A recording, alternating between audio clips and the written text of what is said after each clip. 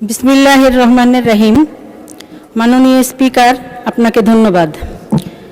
ঢাকা সিলেট মহাসড়ককে 6 লেনে উন্নীত করার সরকারের মেগা প্রকল্পের কাজ বর্তমানে চলমান রয়েছে।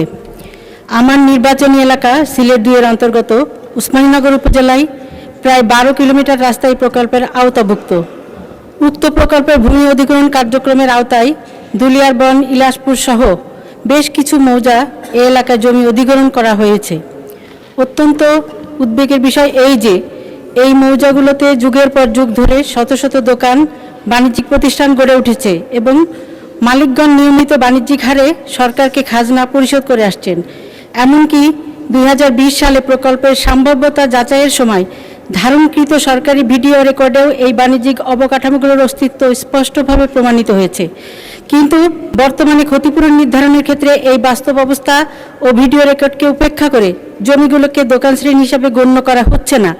এছাড়া মৌজা রেট নির্ধারণে পার্শ্ববর্তী গোয়ালাবাজারের বাজার দরের সাথে চরম বৈষম্য করা হচ্ছে।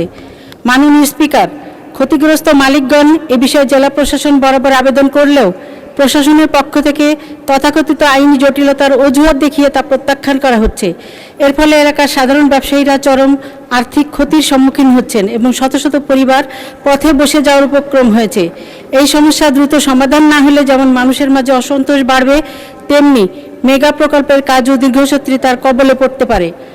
বিষয়টি জনগুরুত্বপূর্ণ সম্পন্ন বিধায় মানবিক দিক বিবেচনা করে বাস্তব অবস্থা ভিডিও রেকর্ড অনুযায়ী জমিগুলোকে দোকান শ্রেণী হিসেবে তালিকাভুক্ত করা এবং বর্তমান বাজার দর অনুযায়ী 3 গুণ ন্যায্য ক্ষতিপূরণ নিশ্চিত করতে মাননীয় ভূমিমন্ত্রী এবং মাননীয় সড়ক পরিবহন ও সেতুমন্ত্রীর প্রতি বিশেষ দৃষ্টি আকর্ষণ করছি। ধন্যবাদ মাননীয় স্পিকার।